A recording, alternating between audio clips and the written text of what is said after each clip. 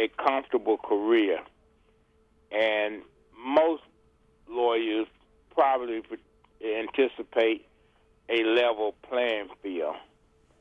And the possibilities of having a comfortable career in reality mean keeping your nose clean and having a having a level playing field really is non-existent. And so most people, when looking at that, and that's something that they don't prepare you for in law school, because in law school, you think that, judges are going to sit on the bench and they're going to be fair and they have no personal agenda in mind. They have no other achievements than to make sure your client get a fair trial. And the prosecutors, on the other hand, are going to comply with the Code of Professional Responsibility, and they're going to do the right thing. And that, if you participate in that process and you happen to be good, then things will work out for you. And the reality of it is none of that is true. And that's why it's just, it's so difficult for a black lawyer to challenge white supremacy. Now, it's not difficult for you to be a lawyer, but when the issue of white supremacy comes into the mix, then that's a different equation. So that, if a client comes into the office and say, I got a will that I need for you to draft, well, that's not a difficult, proposition to deal with. If the person comes into the office and say, I need a contract enforced, well, that may be a little bit more difficult, but, it could still be handled as long as it doesn't hurt white supremacy. But, if there's an issue that comes up where, white supremacy itself is at stake, and, you decide that you want to represent your client and do what's best, then that's a different kind of ball game, and that's where, the line ends. And so in that sense, people are looking at their careers. And so, you have a judge who usually in those situations have been pre-selected. And that's one of the first things you have to really be concerned about in the practice of law is how did this judge get this case? And usually, we don't really examine that, but it is extremely important because in most of the cases that I handled, that became one of the first critical issues because most of those cases themselves were controversial, and rather than to allow a judge's name to be picked by lottery, the prosecutor who has an interest in winning, will find some way of having that judge pre-selected. So right from the beginning, you are at war because if a judge is pre-selected, then there's a motivation for the pre-selection, and then you got to deal with that. And so, one matter begins to lay on another matter, and then you just got a real serious issue at hand. And if the system sees that you really tried to do justice to the detriment of white supremacy, that's when, you really is stepping into the hangman's noose. Attorney Alton, did you have? Yeah, I had a question for Alton. I mean, Alton, this is Senke. You bring up a good point. And, one of my favorite shows is Law and Order. And I think that a lot of times Law and Order, a lot of people love that show, warps a lot of people's minds about the judicial system because, as you said, you never see this really sort of bias with judges. What do you think that law enforcement shows do to misrepresent, what happens in the courtroom to the most of us, in the listening audience? Well, my wife she loves Law and Order. But, to be honest with you, I very seldom get a chance to see any of those shows So, it's hard for me to really dissect them, They're certainly in the house and people are certainly watching them, but I'm usually so busy, that I really don't have the opportunity to really see, what those shows demonstrate. But I cannot see how Hollywood and the white power structure would put on a judicial reality show. You know what I mean? Mm-hmm. I mean, there are reality shows for other things in life. Well, I don't think that the system can afford for there to be a reality show on law, And I'm not saying that it does or does not exist. I haven't seen a show like that. And, and I would doubt that it could exist because it would just point out, the real ugliness of the legal system to the extent that people would absolutely distrust it, because there's some ugly things that happen. I mean, like we talk about now the Central Park 7 case, there's a lot of ugliness, that was in that case. There are a lot of other cases in which there's a lot of ugliness in that case, in those cases. And those things that are ugly, are usually suppressed because it doesn't help anybody usually to bring those things out.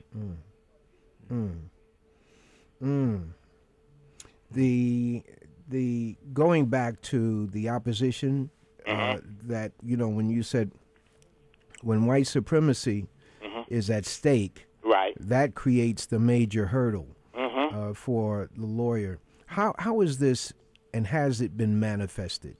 Well, it manifested in a lot of cases I've dealt with. I mean, like one, let's start off with the Central Park 7 case. The notion that a white woman has been kidnapped, has been raped, and the perpetrators are accused to be black and Latino. I mean, that's a tenet of white supremacy. I mean, Latinos and blacks are not supposed to rape white women, So that automatically comes in play right from the beginning. Tawana Brawley, raped by 6 white men in law enforcement. She accuses them of the rape and makes it public. That also does not supposed to come into play. A young man kills a white Catholic priest, and then demands a fair trial. That is not something that's supposed to really produce a favorable result, for that young man. So these cases in themselves have the ingredients that threaten the tenets of white supremacy. There's an automatic threat. And so when you decide that you're going to get involved in one of those kinds of cases, then you know that it's something bigger at stake than just your client's life. It's the whole notion of white supremacy itself. Because, white supremacy can only exist if it is not exposed, and it's not defeated, and it does not get wrinkles. I mean, that's the only way that, if white supremacy is such that it's going to continue to take a beating, then, that's a whole different ball game, and that's something that from the beginning when you look at those cases that you are supposed to not in no way win those kinds of cases.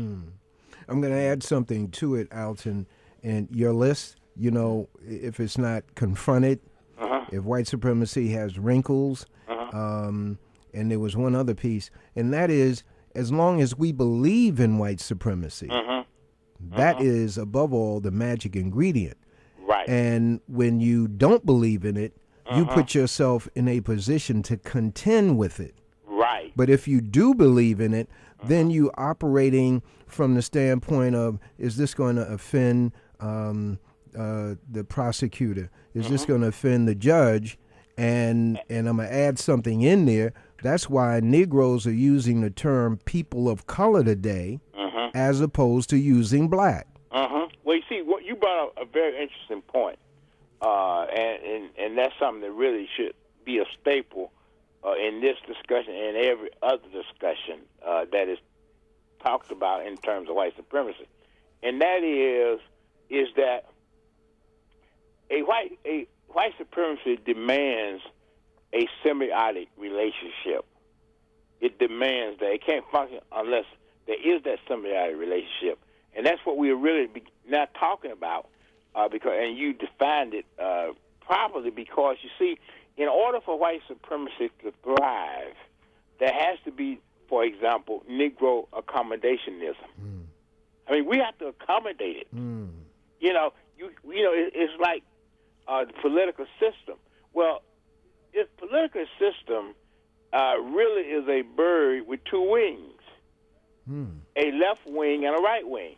So if you don't have those two wings to a political system like the one that we are dealing with in this country, then the political system can't operate. So you got to have a Republican Party, which is the right wing, and a Democratic Party, which is the left wing, in order for the bird to have equilibrium, or for that to be equal, political equilibrium. You see what I'm saying? And so therefore, when you start talking about some of us ignore it, we're actually accommodating it, which is a necessary function of maintaining white supremacy, is that there are people who will accommodate it. And so if you get everybody who start resisting it, you know, as for example, if I get a case and I start resisting it, and other people start resisting it, then, you know, we put a heavy weight on white supremacy.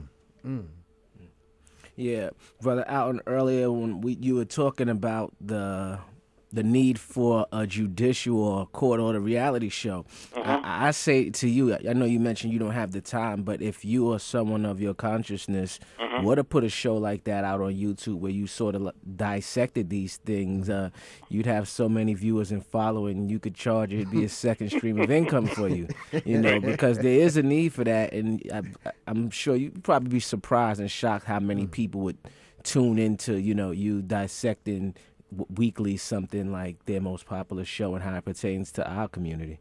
No, you're absolutely right. And I mean, I never thought about it that you just said a moment ago. You know, when you read the question, that's what produced the idea that, you know, there's a need for a legal reality show. You know, I mean, there are reality shows in so many other areas. And as I said before, I don't get a chance to really watch television. And so, you know, it's hard for me to know what is exactly there.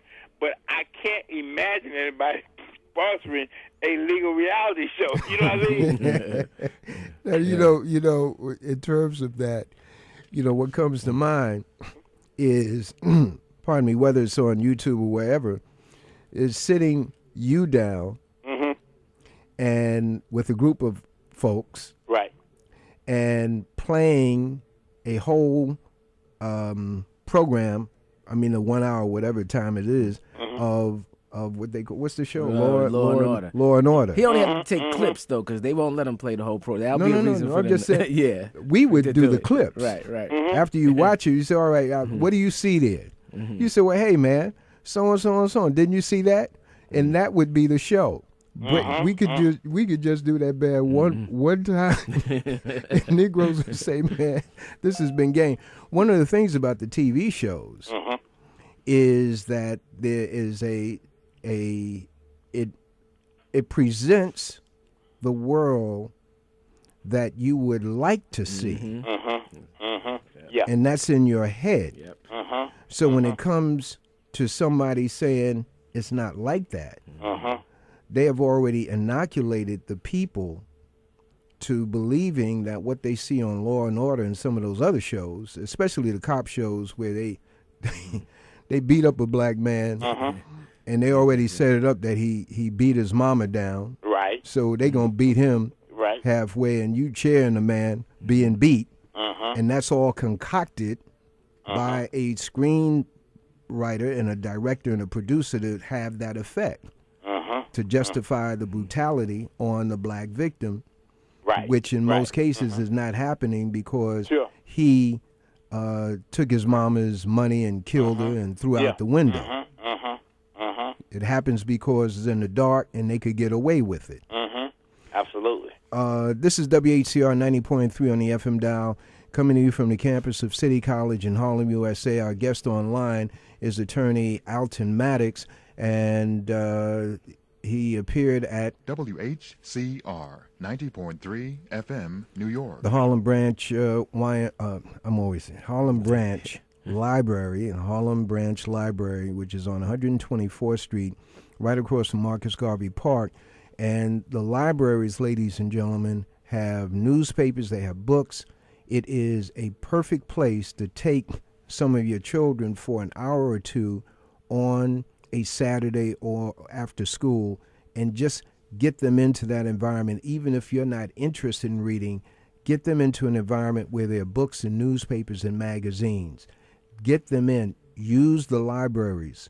Use the libraries. Now, one of the people in the audience you acknowledge, I believe her name is Mrs. Robinson, and you referred to her as one of your first law professors. Please, that was Miss Richardson. Miss Richardson, I'm sorry. Please tell us about that relationship that you had with her when you came to New York.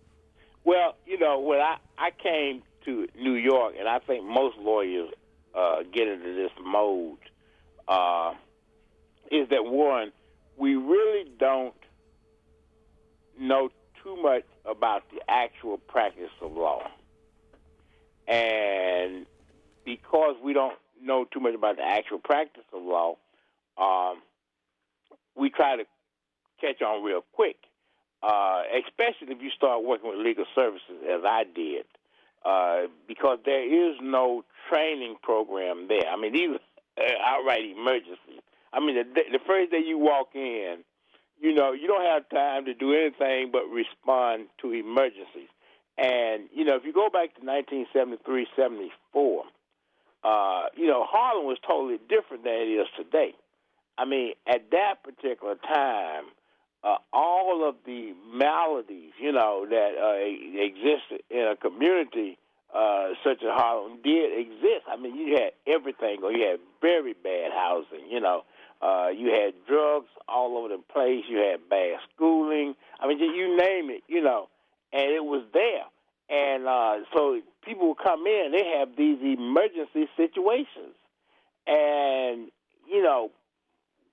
a person like myself, and I reckon a few others who really did this kind of practice, because most of this practice was really done by white lawyers, okay? It's like most people who cut on you in Harlem at the Harlem Hospital are general white doctors, you know what I mean? Because we provide a very fertile breeding ground, to really learn law or to really learn medicine. So, if you were a white person who really wanted to be an excellent surgeon, especially like in 73 and 74 and 75, well, Harlem would have been the place to come, because you got an avalanche of work right there in front of you. I mean, and I'm sure that some people make some things, would do some things in a mistaken manner, but, you just had that opportunity to really learn by dealing with these emergencies, and that's the way it was with there. People come in, and when I came to Harlem on 125th Street, I was the only black lawyer in the office. There was the director by the name of Ed Dudley, but the whole staff was white. And so, when I walked in, obviously these white lawyers were hostile to my being there. Now, this is our community, and they see me as a threat, even though everybody coming that looks like me and not them. So when I got there, they were not about to teach me anything. And so you have a secretary like Eula Richardson, who had been there and who had gained a lot of experience. And, and it's like everything else. I mean, these people learn a lot, just by being there. So when I got there, she was willing to teach, and she had acquired a lot of information as a legal secretary. And so that's how I really got started. And that was the acknowledgement that I made on Thursday night, to her, because it had been very important, because if she had not been there, and I'd been left to the devices of these white lawyers, I mean, it may have been a disaster. You talked about papers, filing papers. Yeah. Well, the other thing here, obviously, you have to learn how to write these legal motions. And what I found was very early is that you can do things in a very standardized fashion. I mean, like, for example, if you have a housing case and you go down to 111 Center Street to file something, well, they would prefer for you to give some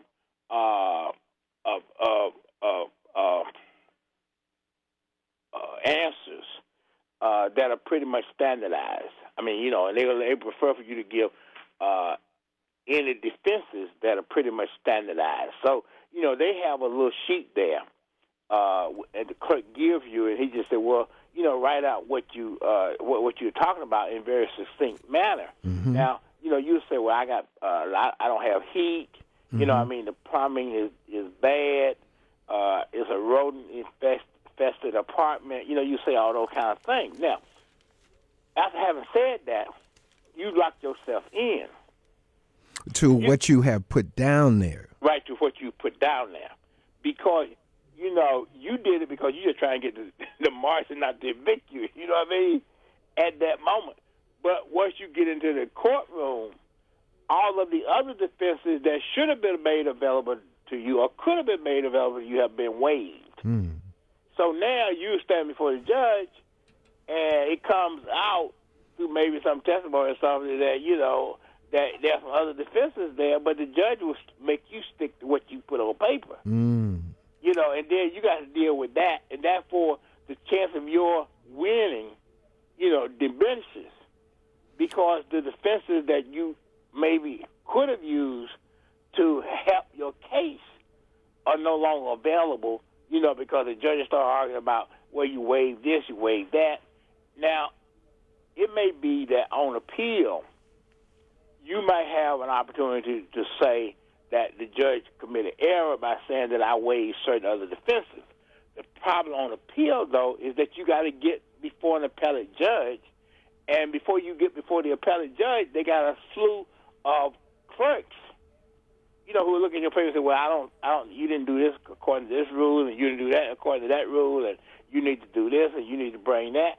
And, you're sitting there saying, wait a minute, I mean, where's all this stuff? And then they'll say, well, we don't know where it is, but that's just the way what I feel. Well, the reality of it is that there are New York court rules and all of that. But see, that's where libraries come into place, because now you don't have access to a library. Mm.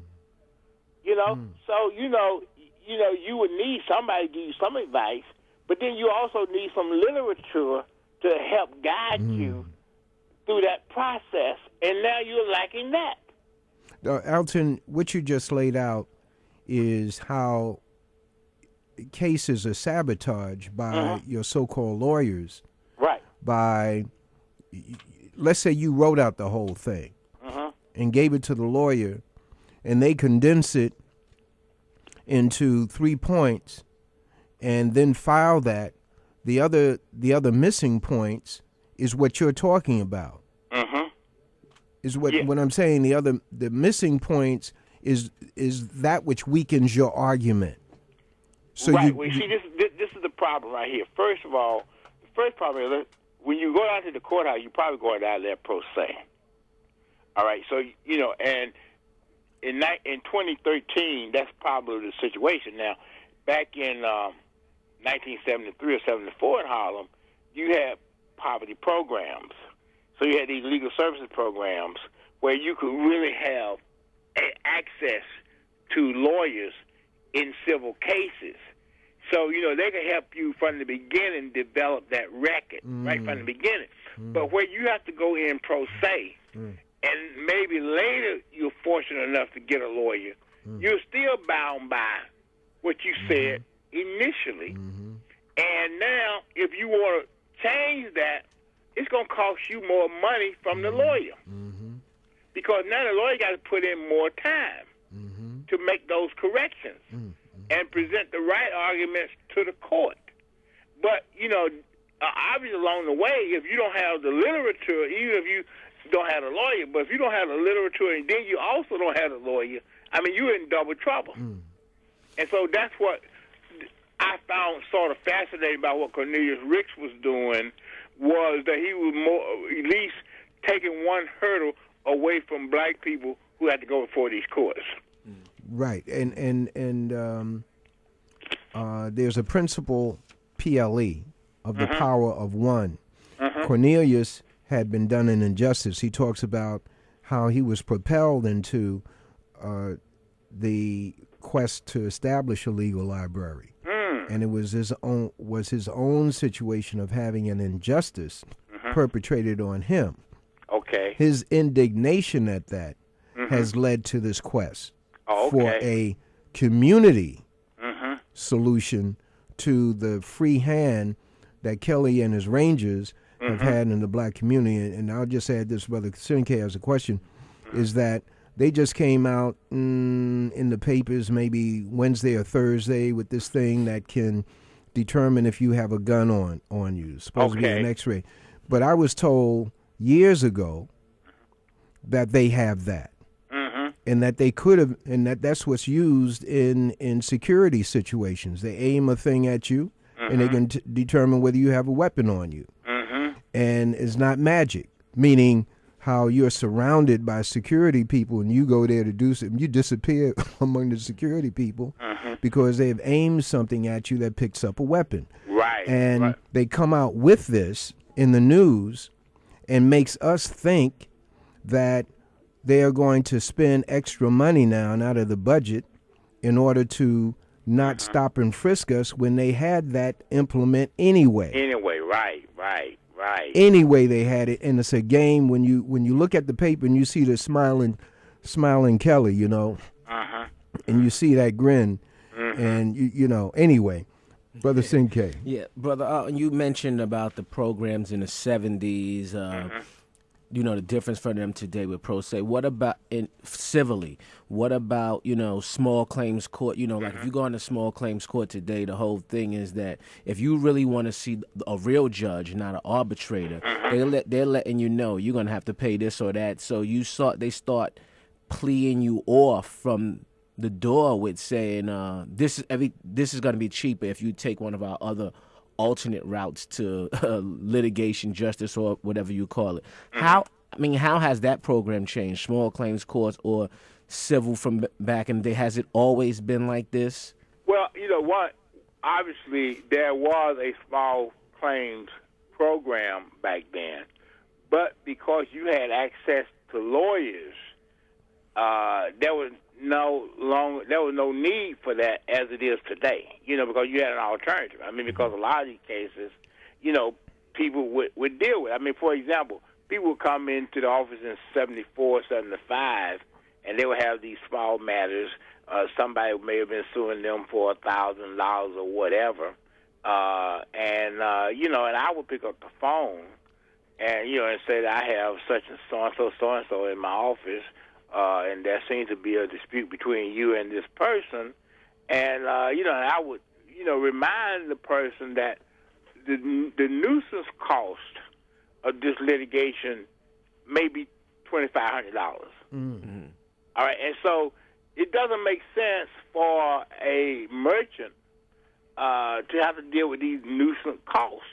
And so it's not a question of whether they may be entitled to it or not. It's a question of the fact that they don't want to face these nuisance costs, because there's always a nuisance cost to every piece of litigation, and it has nothing to do with whether you're right or wrong.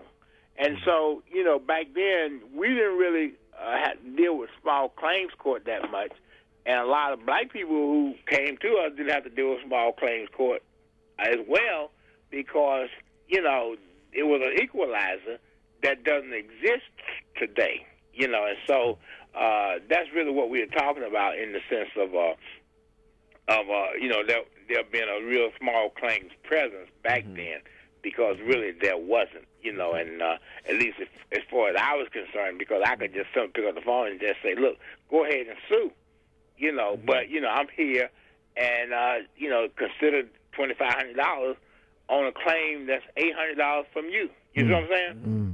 You know, so they had to take that into consideration. They write all that down, go back to their boss and say, wait a minute, you know, maybe we just forget this one. Brother Alton Maddox, we're going to go to the phone lines. Okay. The telephone number is 212-650-6903, 212-650-6903. And give very quickly your recommendation, your suggestion regarding the stop and frisk piece. And we're going to go to our first call.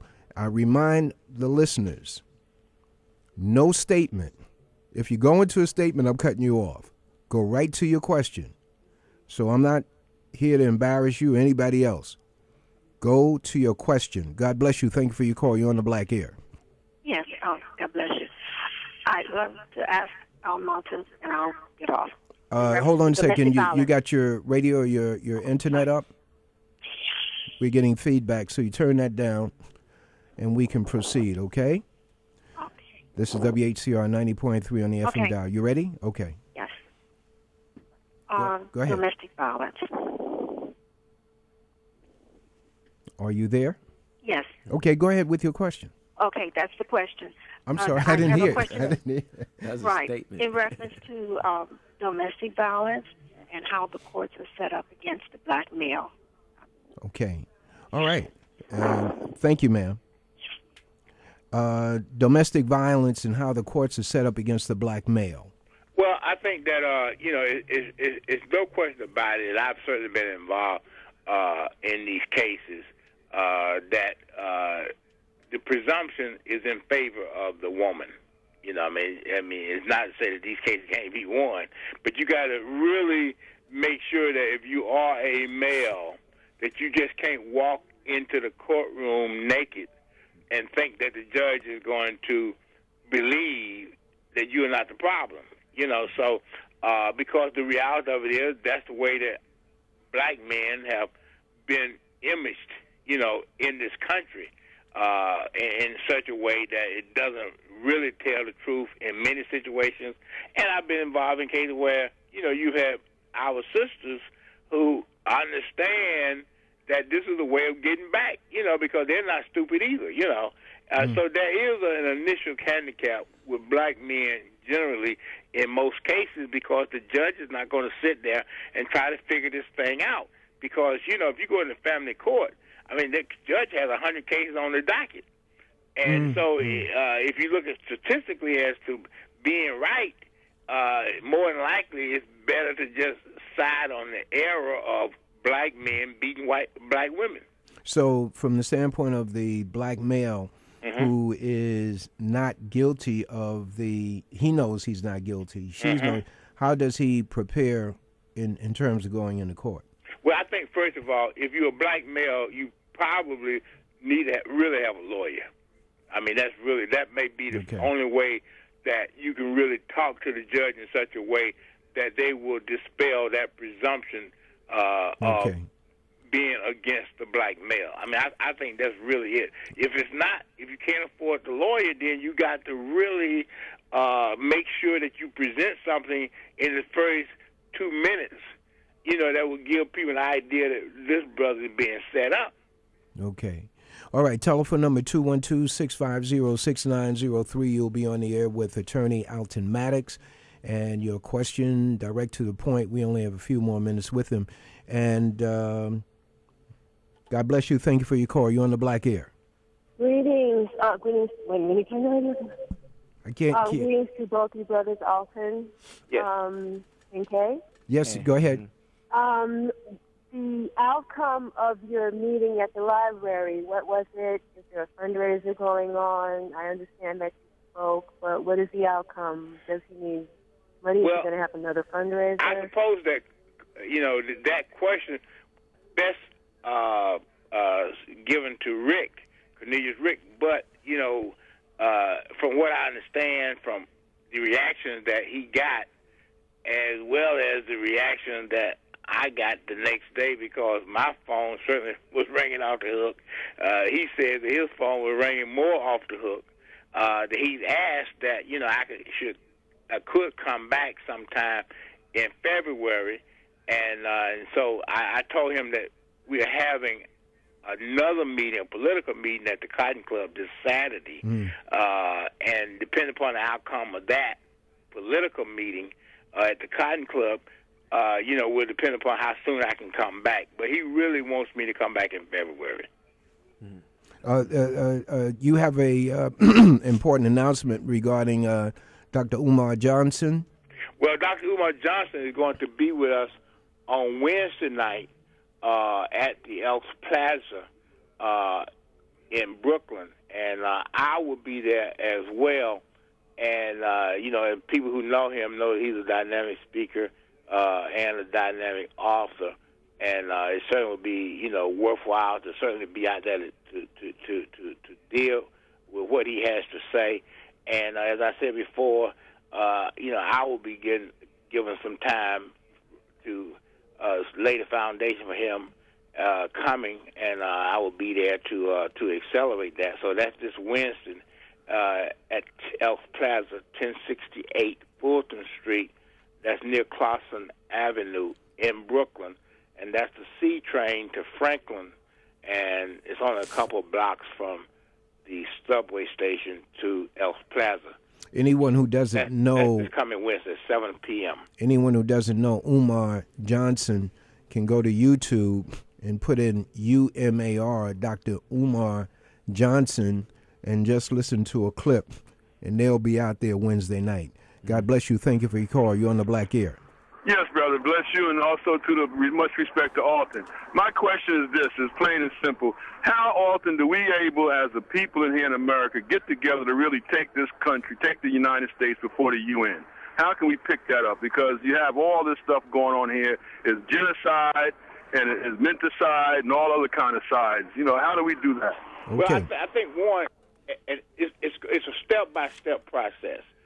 But I think that in order for us to take this country to the World Court, we ourselves have to have some credibility. And that means that if we are being represented by black elected officials, we need to use that vote to get people who have our interests at heart.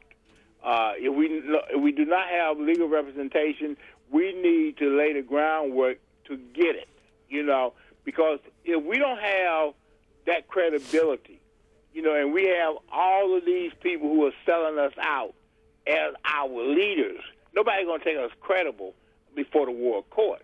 And that's the reason why we're meeting at Saturday at the Cotton Club at 9 a.m., because it makes a big difference, for example, if the mayor of the city of New York is black, and that mayor says we need to go before the World Court, then somebody got to look at that, and that's what we don't have now. We haven't put in place that, and we need our own political party that will sponsor that. So, it's a process, but it's not just taking a trip immediately to the World Court. It's a matter of us laying a foundation in order for us to be in that position to do that. And I will agree with you that at some point, given all of the circumstances that are affecting us, we're going to have to go on the international stage. But we can't just buy an airplane ticket today and go somewhere and drop some papers off. It's going to take some preliminary work. Alton, hold on. God bless you. Thank you for your call. This is the last call. You're on the Black Ear. Yes, God bless everyone there and our people and everyone. Alton, I want to know what strategies we can use collectively around stop and frisk besides the lawsuits that are, in process. Like in the Bronx, talk a little bit about what happened in the Bronx regarding this clean halls policy, but what we can do going even beyond the lawsuits for that outrageous policy of stop and frisk. And I'll listen on the computer. Okay. Thank you. And I'm absolutely certain now, and if there's any politician out there who has a better answer to this, then Brother Leroy can bring them on the air next week. But for me, our major problem right now is that we happen to be in one of the largest one of the largest states in the Democratic column. We happen to be in a state in which the Democrats usually need in order to win, and that means the black vote. And we are the largest voting bloc in New York City. The first thing that we need to do is all of us, first of all, withdraw from the Democratic Party by March 10th. And then in that way you get leverage in order to make these demands work. Because once people realize that blacks in New York and then blacks elsewhere are withdrawn from the Democratic Party, they will take note. Because if we don't do that, not only are we don't have the leverage to stop and frisk, but we also don't have the leverage in 2016 when they get ready to deal with a new agenda without an Obama, depending upon what you may think about him now. If we go into 2016 still loyal to the Democratic Party, which is doing us in, then we are doomed. And so the first step that we have to do, each one of us, and that can easily be done by going to the Board of Elections and changing your registration, say, I'm out of here, and then stay somewhere until things get better. I mean, it's the same thing with the battered wife syndrome. If a woman is being beaten by her husband repeatedly, the first advice that you can give is get out the home. And then once the man is out of the home, now we can talk about what it might take for me to return. But as long as I stay in the home as a battered wife, there is no relief.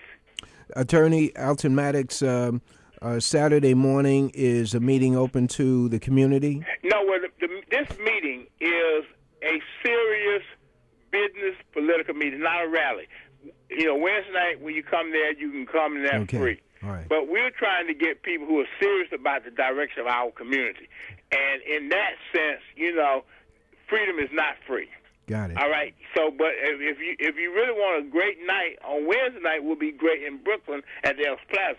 But at the Cotton Club, you know, it's a whole different ball game in terms of membership. All right. Wednesday night at Elks Plaza in Bed-Stuy, the C train to Franklin Avenue. Yes. And then people walk Plaza. back, and they walk back in the direction in which the train came, and you'll pass a Goodwill store, and you just ask for Elks Plaza. Everybody knows where it is. Just follow the black folks. Follow your black consciousness. That's right. Dr. Umar Johnson, Absolutely. look for him in YouTube, and you'll be at the meeting on Wednesday night. My brother, I want to thank you very much. The phone's off the hook, but we are getting the hook. We got to get in the win. God bless you, my brother. All right. Thank you very much for the invitation. All right, peace. Ladies and gentlemen, the Amsterdam News on page 17 has a very important article. It's on a book review, Slave Revolts in Puerto Rico, Conspiracies and Uprisings, 1795 and 1873. You know they were black folks. And in the Final Call newspaper on page 9, the real reason why the French and the American companies are going in and killing Malian people in Mali. You shouldn't say that's, over there and doesn't relate to me. You should review what is actually going on so that you can be in front of the news as opposed to in back of the news. Also, tomorrow morning is part 2 of an interview with Brother Robert on how black men and black Muslims stay sane in the prison complex, which is geared to driving them insane.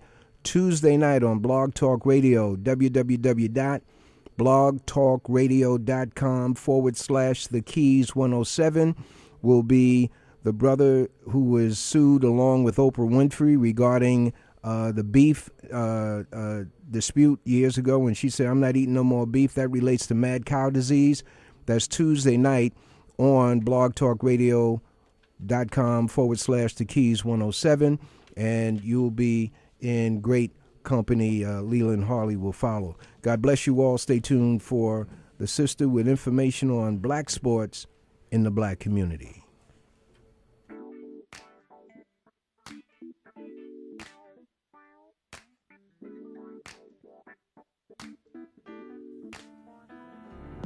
Applewhite Hospitality Academy Incorporated. AHA's